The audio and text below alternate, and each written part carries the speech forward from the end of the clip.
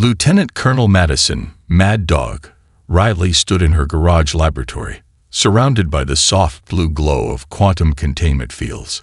Her fingers drummed against the workbench as she watched the atomic clock count down. 3 years of work, 17 failed attempts, and enough coffee to fill an Olympic swimming pool had led to this moment.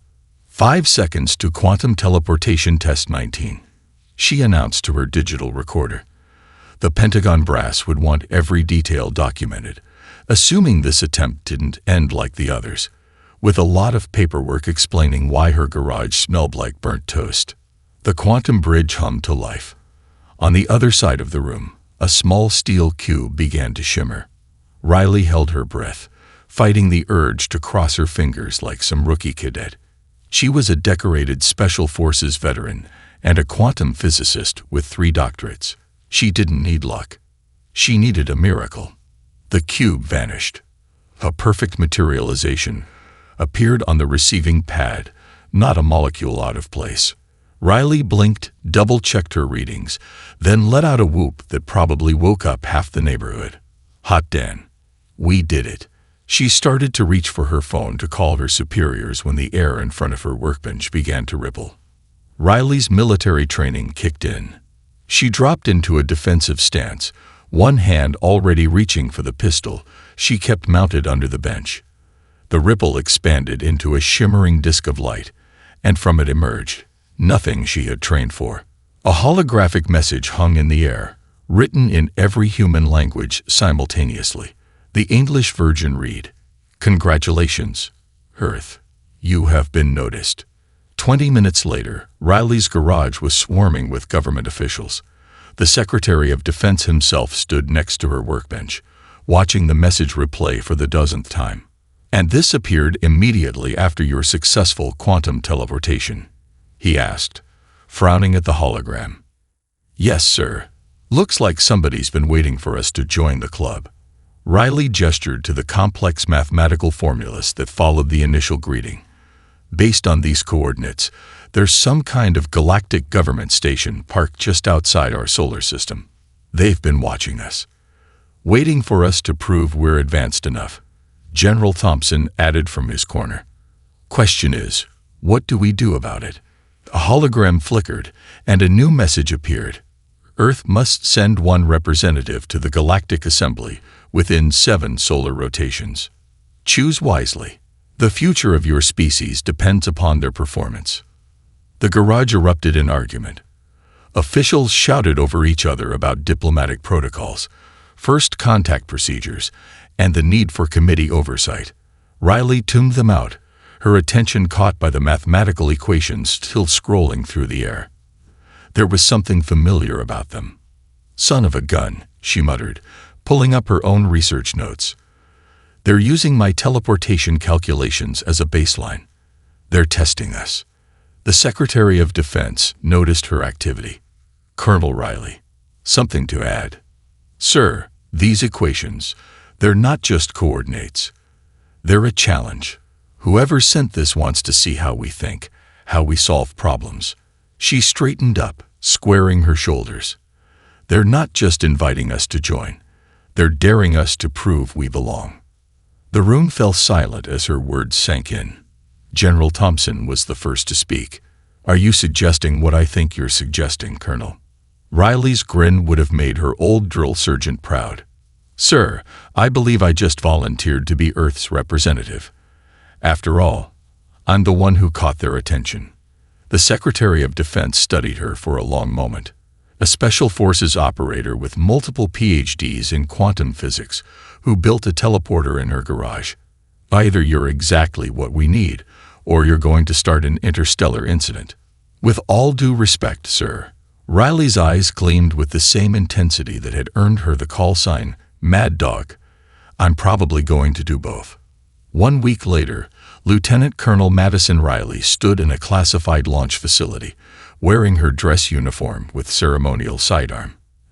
As the quantum transport beam began to power up, she heard General Thompson mutter, "God help the galaxy.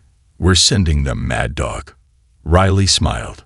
The galaxy had no idea what was coming. The quantum transport deposited Riley in what looked like a crystal cathedral designed by someone who'd had too much caffeine and a passing understanding of non-Euclidean geometry. Gleaming spires twisted in impossible directions, and corridors branched off into spaces that her brain refused to properly process. "Welcome, Earth representative," chirped a cheerful voice from somewhere near her left elbow. Riley looked down to find what appeared to be a floating orb of purple light. "I am your assigned orientation guide. Designation: Guide 772. Riley resisted the urge to poke it. "Nice to meet you, 772. Mind if I ask what exactly you are?" "I am a quantum intelligence construct, specialized in interspecies relations." The orb bobbed in what might have been a shrug. "Though I must admit, you are my first human." "Lucky you," Riley muttered, adjusting her dress uniform's collar. She'd chosen the formal military attire deliberately, complete with her combat ribbons and unit patches. Let the galaxy see humanity wasn't just showing up. They were showing up in style. The guide led her through corridors that somehow managed to be both impossibly vast and intimately cramped. They passed beings that defied description, crystalline entities that chimed instead of speaking, energy forms that left light trails in their wake, and what looked suspiciously like a sentient cloud of math equations. The assembly currently houses representatives from 47 distinct civilizations, 772 explained. Each has proven their worth through one of 3 traditional paths. They emerged into a massive rotunda where holographic displays showcased the various trial options. Riley watched as alien text shifted into English before her eyes. The path of cultural exchange, 772 indicated the first display, requires the sharing of 10,000 years of artistic and social development. Riley snorted. Earth's recorded history barely covers 6,000 years. And half of that time we spent arguing about which gods could beat up other gods. The path of scientific contribution, the guide continued smoothly, demands the solution to 3 currently unsolved universal mysteries. Pass, Riley said, studying the third display with growing interest. What's behind door number 3? The combat challenge is technically available. 772's purple glow flickered nervously. Though I should mention no species has successfully. "Tell me more about the combat challenge," Riley interrupted, her grin widening as she read the display's scrolling text. A passing group of insectoid diplomats noticed her interest and chittered amongst themselves. One of them, wearing what looked like 17 different ceremonial sashes, approached.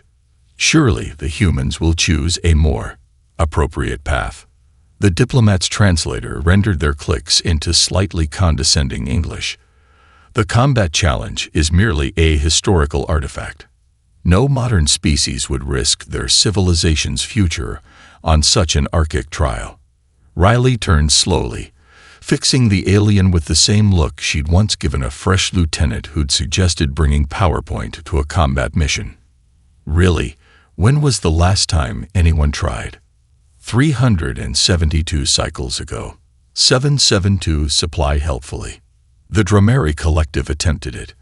They did not perform well. "What happened to them?"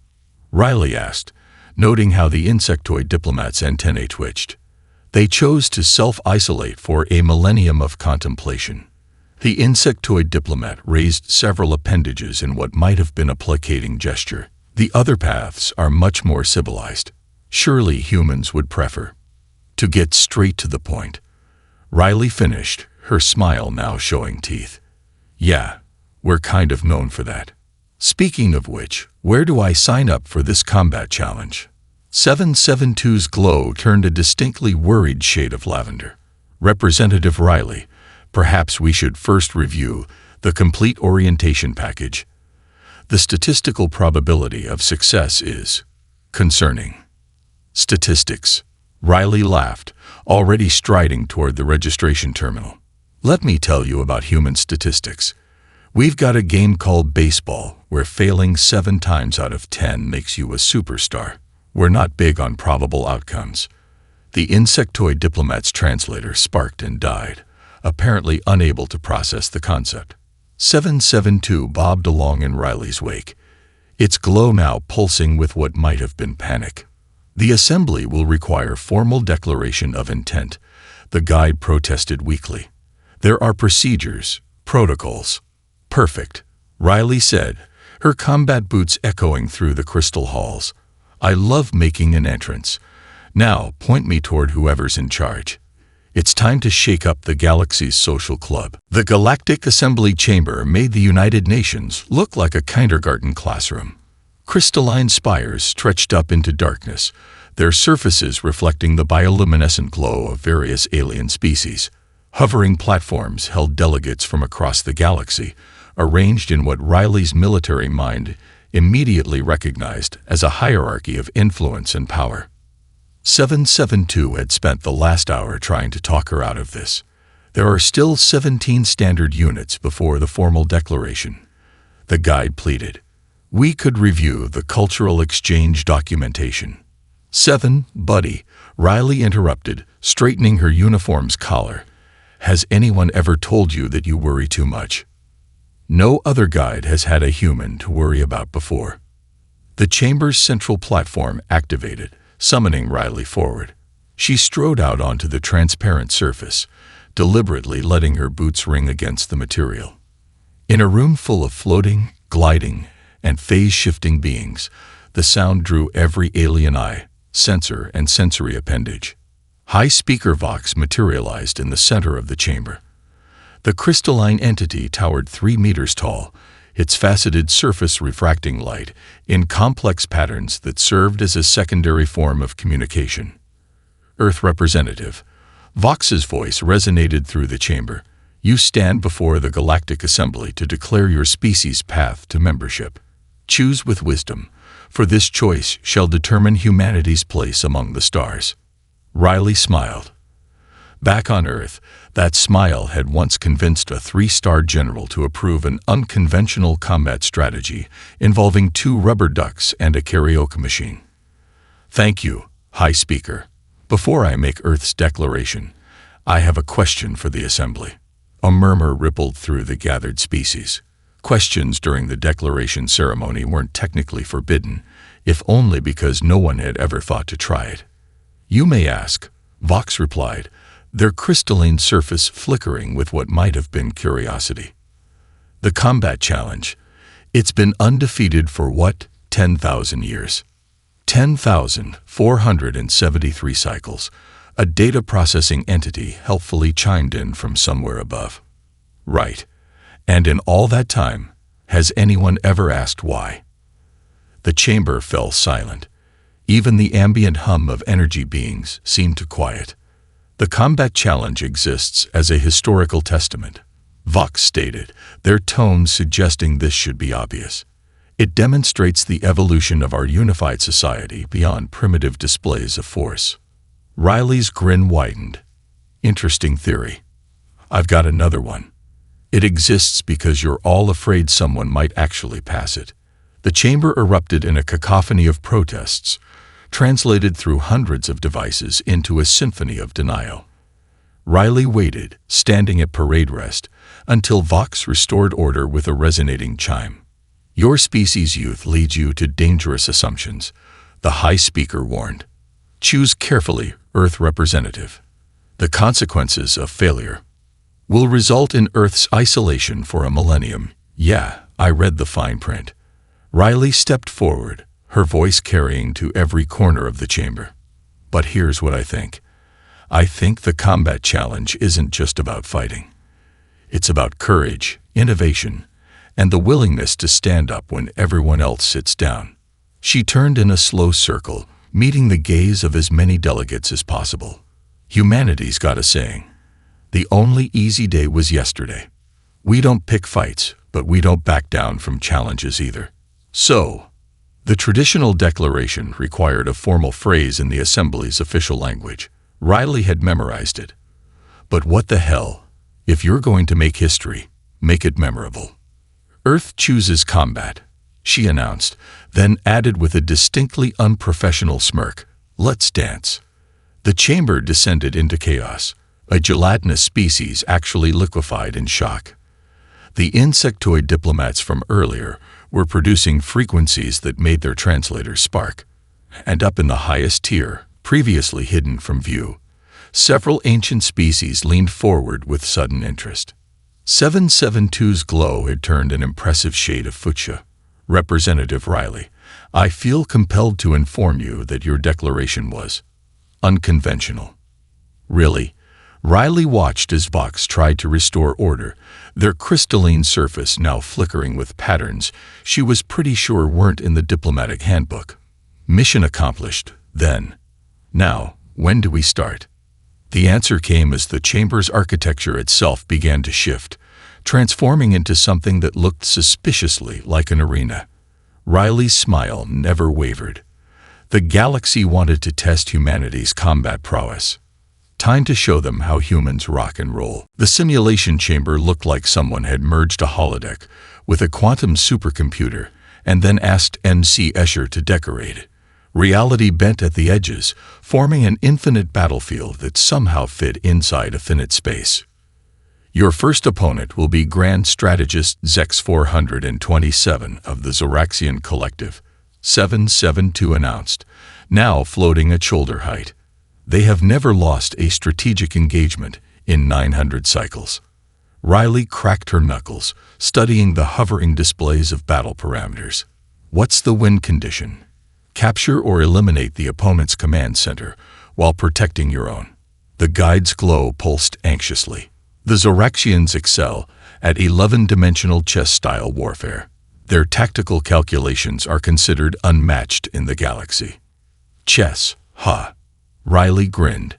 Tell me, 7, does the rulebook say anything specific about what tactics we can use? Only that they must be executable within the laws of physics as understood by the Assembly. Perfect. The battlefield materialized around them. Riley's command center emerged as a fortified position that would have made any Earth general proud. Across the quantum warped space, she could see the Zoraxian position, a crystalline structure that hurt her eyes to look at directly. Grand Strategist Zex 427 appeared on the command screen, their segmented exoskeleton gleaming with ceremonial markings. We shall begin with the traditional opening gambits, they announced. I assume you are familiar with the quantum pincer formation. Riley made a show of checking her notes. Actually, I was thinking we could try something from Earth's military history. Ever heard of the Mongolian Empire? The Zoraxian's mandibles clicked in confusion. I do not understand the reference. You will. Riley's fingers flew over the control panel. Let me introduce you to the concept of a feigned retreat. What followed was perhaps the most unconventional battle the Assembly had ever witnessed. While the Zoraxian forces advanced in perfect geometric patterns, Riley's units seemed to be in constant chaos. They'd retreated in apparent disorder, leaving gaps in their defense that any tactician would recognize as fatal flaws. Zex 427 took the bait. Your forces are in disarray, they announced triumphantly. Surrender now and maintain some dignity. Riley's response was to activate what she'd labeled Operation Hammer and Anvil. As the Zoraxian forces pushed forward through the apparent gaps, they'd found themselves suddenly surrounded. The retreating forces wheeled around in perfect coordination, while hidden units emerged from quantum-cloaked positions. That's impossible. Zex 427's translator struggled to convey their shock. Our calculations showed. Yeah, that's the thing about human warfare, Riley interrupted, watching her forces close the trap. We learned a long time ago that the best battle plans survive right up until the first shot is fired. So we got really good at improvising. The Zoraxian command center crumbled under a precisely coordinated assault from 3 dimensions. No, make that 4, as Riley's quantum specialists finally decoded the local physics enough to attack through time itself. The simulation froze. Victory. Earth representative. The chamber announced, sounding almost surprised. Zex 427's image reappeared, their mandibles working furiously. You You used ancient primitive tactics combined with advanced quantum theory. This is unprecedented. Actually, Riley corrected, thoroughly enjoying herself. It's just Thursday for us. Humanity's got a long history of combining old-school strategy with new technology. We call it whatever works. The observation galleries erupted in chaos. Several species were demanding access to Earth's military history. Others were calling for an immediate review of the victory conditions. 772's glow had shifted to a shade Riley was starting to recognize as amused disbelief. Representative Riley, I believe you have just created an entirely new school of tactical theory. Nah, Riley waved off the praise, already studying the parameters for the next challenge. I just introduced them to something every human learns in basic training. Sometimes the best solution isn't the most elegant one. It's the one that gets the job done. As the chamber reset itself, Riley could have sworn she saw several younger Zoraxian officers taking notes. She smiled. If they thought this was impressive, wait until she introduced them to guerrilla warfare. The Assembly's Grand Library was experiencing an unprecedented surge in activity. Beings of all species crowded around holographic displays, their expressions ranging from fascination to horror as they delved into Earth's military history. Riley walked in on what appeared to be a lecture in progress. A Zoraxian historian was gesturing frantically at a projection of the Battle of Cannae. They let themselves be surrounded on purpose. The historian's mandibles clicked rapidly. The humans turned a complete encirclement, the most devastating position in classical warfare, into a victory condition. That's nothing, Riley called out, enjoying how several aliens jumped at her voice. Wait until you get to the part where we started using weather as a weapon. Ever heard of the Russian winter strategy? The library's quantum archivists had been working overtime to process and catalog Earth's history. Their current project involved analyzing something that had them particularly disturbed: human entertainment. Representative Riley, a floating crystalline archivist, approached her. We have questions about these video games we've discovered. Fire away, Riley replied, then quickly added, figure of speech. Don't actually fire anything. Your species creates simulated combat scenarios for entertainment. The archivist's facets flickered with confusion. And in these simulations, you deliberately practice losing. Well, yeah. How else would we figure out how to win next time? The archivist's crystal structure briefly destabilized. Nearby, a group of energy beings were reviewing footage of humanity's space program with growing agitation. They strapped themselves to controlled explosions. One pulsed frantically, before they had proven it would work. Representative 772 materialized beside her. The research committee has called an emergency session. Your species' history is causing concerns. Riley followed her guide to a chamber where various diplomatic and military representatives had gathered. The room's central display showed a timeline of Earth's major conflicts. Would you care to explain this? A senior Zoraxian pointed to World War I. Your entire planet mobilized for combat because of one assassination. Well, when you put it that way, it does sound a bit excessive, Riley admitted. But in our defense, we had a lot of new military technology we were itching to try out. The display shifted to show various human military training exercises. A gelatinous being quivered in what might have been disbelief. Your warriors train by running toward live explosions, it burbled, while other warriors shoot at them. That's just basic training, Riley shrugged. Wait until you see what our special forces do for fun. The committee was particularly troubled by humanity's habit of documenting their failures in excruciating detail. You create entertainment about losing conflicts. A quantum intelligence construct pulsed with confusion. These alternate history scenarios serve what purpose? Planning, Riley explained, pulling up some of her favorite alternative history novels. See, humans like to imagine the worst possible scenarios. Then we figure out how we'd win anyway. The room fell silent as the implications sank in. A race that treated defeat as just another training opportunity was unsettling. Is there anything your species won't turn into a combat scenario? 772 asked. Riley considered this. Well, we did once have a war over a bucket. The ensuing chaos as various species rushed to verify this claim crashed 3 different historical databases. Riley watched with amusement as the research committee struggled to process the concept of the War of the Bucket. Your species, a senior diplomat announced gravely, is disturbing. Thanks. Riley beamed. We work at it. As she left the library, she overheard one young Zoraxian warrior excitedly explaining the concept of speedrunning to their horrified superior officer. The future of intergalactic relations was going to be interesting. 772 followed her, its glow fluctuating between amazement and concern. The Assembly is beginning to wonder if introducing humans to the galaxy was a wise decision. Too late now, Riley grinned. Besides, we haven't even shown them our cat videos yet.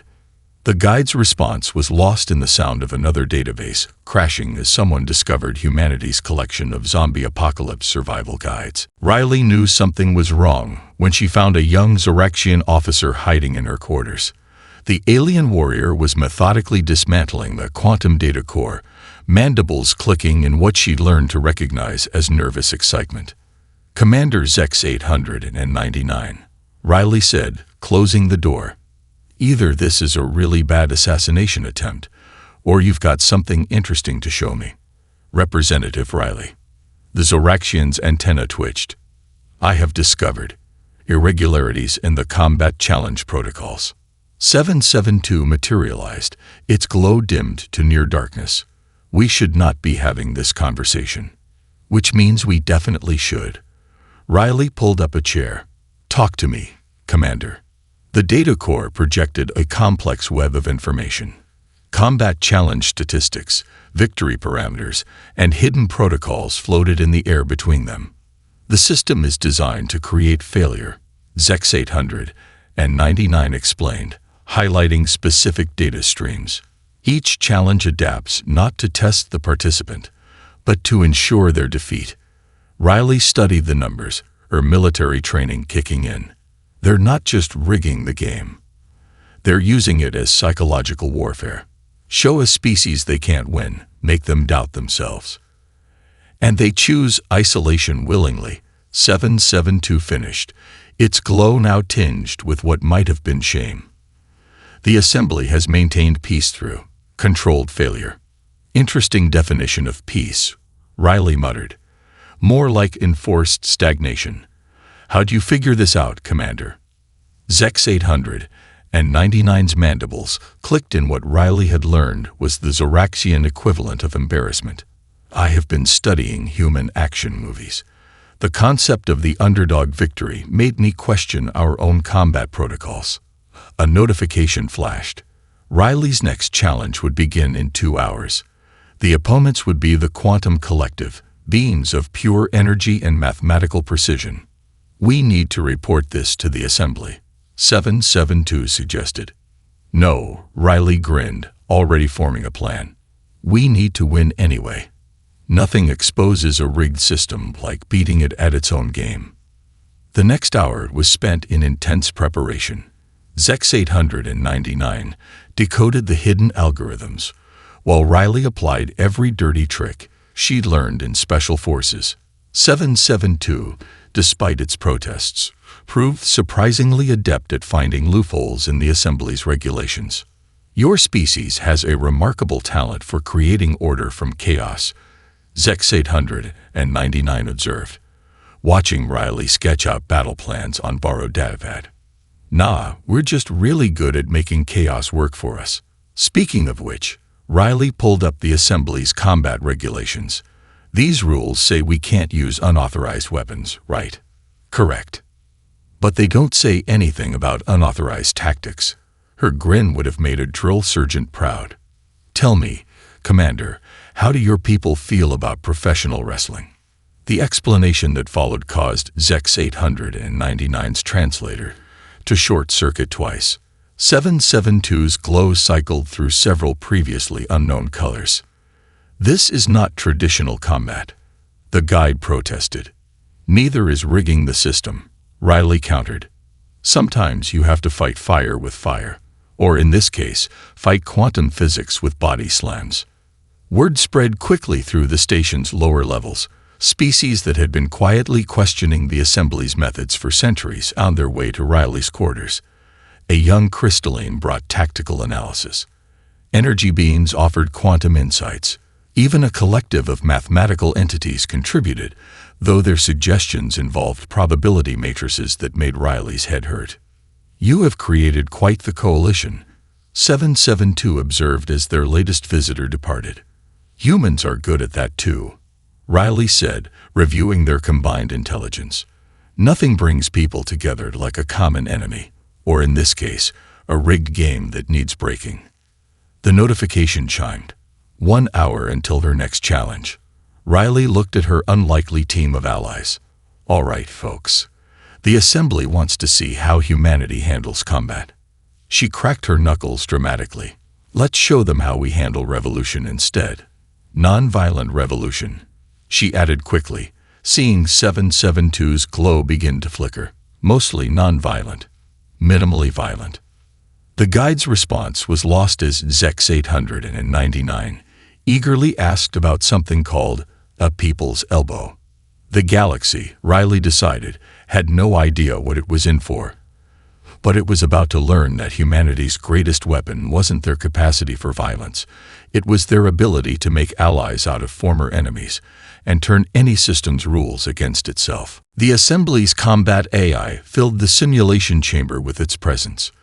50,000 years of tactical data, processed through quantum algorithms that made Earth's best supercomputers look like pocket calculators. Its avatar manifested as a shifting geometric form that hurt Riley's eyes to look at directly.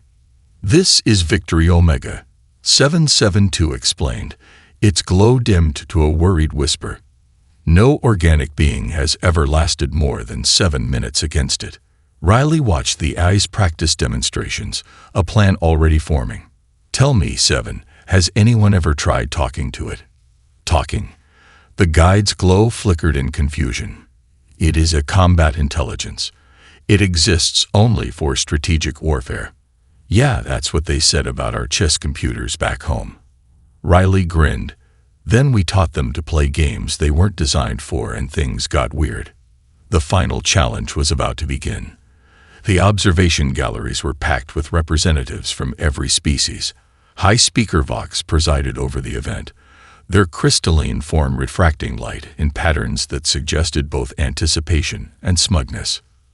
Earth representative. Victory Omega's voice resonated through quantum space. Your species has shown remarkable adaptability. However, this challenge exceeds organic capabilities. Surrender is advised.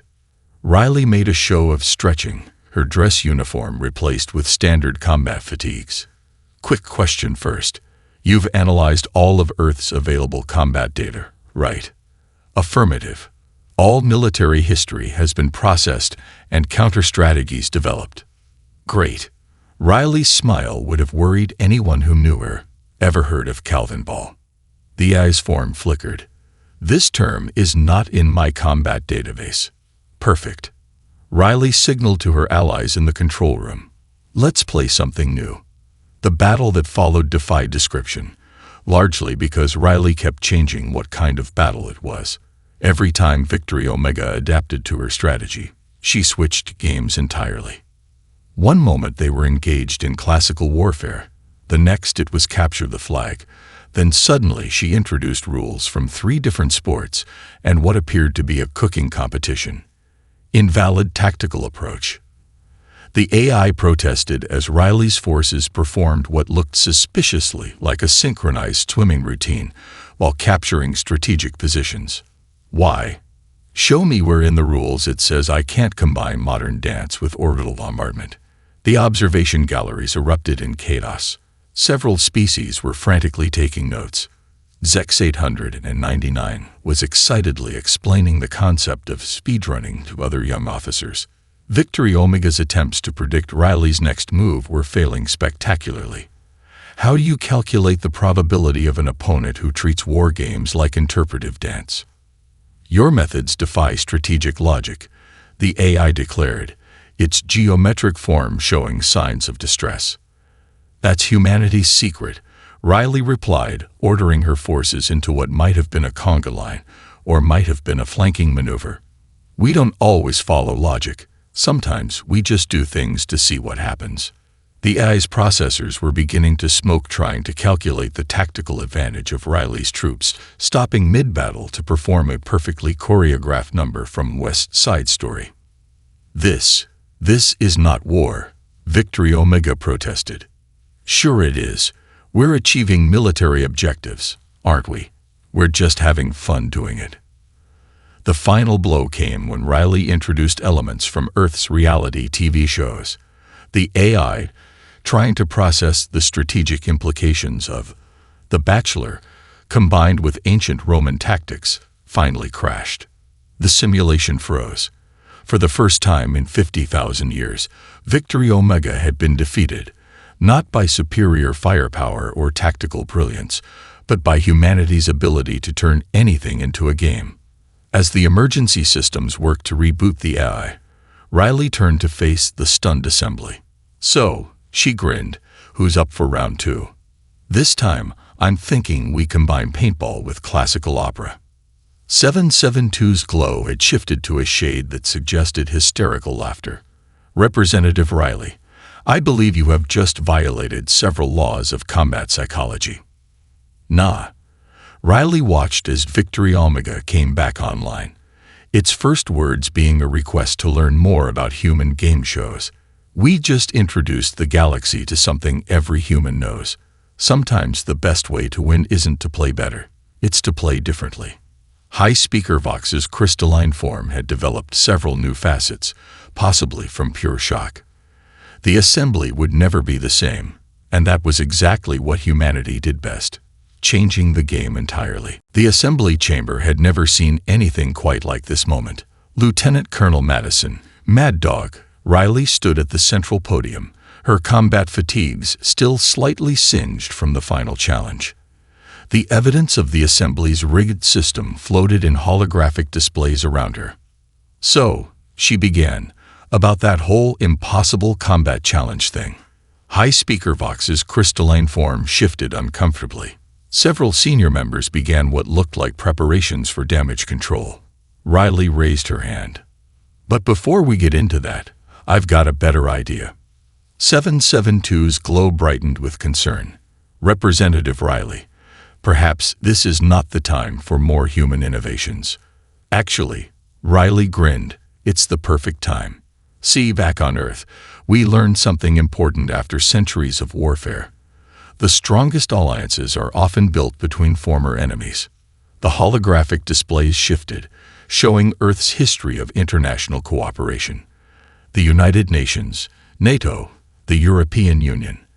Examples of former adversaries coming together. Humanity's got a pretty impressive track record of turning battlefields into boardrooms, Riley continued. And yeah, we could demand sanctions for the rigged system.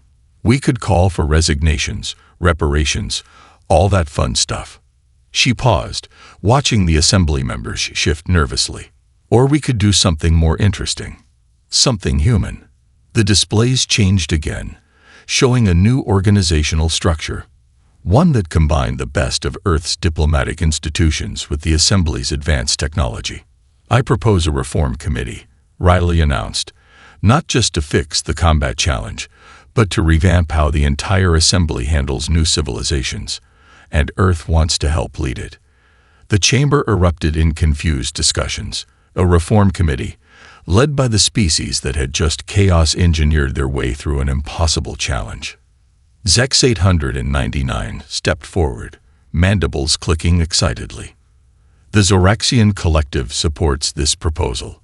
Humanity's methods, while unconventional, have proven effective. Victory Omega's geometric form manifested next to Riley. This unit concurs. Human unpredictability contains valuable diplomatic applications. Did the combat AI just vote? Someone asked from the upper galleries. Welcome to democracy, Riley muttered. Expect the unexpected. The momentum built as more species came forward. The younger generation, in particular, seemed eager for change. Even some of the senior members were beginning to see the potential. Your species proposes to reform rather than punish. High Speaker Vox asked, their tone suggesting they were reevaluating several assumptions about humanity. Well, yeah, Riley shrugged. Don't get me wrong. Humans can hold a grudge with the best of them. But we've learned that sometimes the best revenge is making things better for everyone. She gestured to her unlikely coalition of allies. Look what we've already accomplished. Zoraxians studying human entertainment. Energy beings learning Earth sports. Victory Omega wants to start a game show. The galaxy's more interesting with humanity in it, isn't it? The Assembly voted. The Reform Committee was approved. Earth would join the Galactic community not just as a member, but as an architect of its future. As the formal ceremonies concluded, Riley found herself surrounded by eager young officers from various species, all requesting access to Earth's cultural database.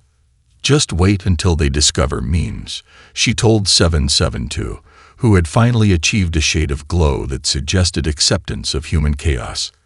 The galaxy will never be the same, the guide observed. That's the point. Riley watched as Victory Omega began explaining the concept of reality TV to a group of fascinated quantum physicists. Humanity's best trait isn't our ability to fight. It's our ability to change, to adapt, and to bring others along for the ride. She pulled out her communicator, preparing to report back to Earth. Send more diplomats, she dictated. The fun kind. The ones who know how to turn enemies into friends and bureaucracy into adventure. And send snacks. Lots of snacks. The galaxy's about to learn about Earth's potluck diplomacy. 772's glow flickered with what might have been laughter. I fear we have created a monster. Nah. Riley watched as a group of crystalline beings attempted to recreate a human high five. You've just discovered why humans never get bored. There's always something new to try, someone new to meet, and some rule just begging to be creatively reinterpreted. The galaxy would never be the same. And that was exactly how humanity liked it.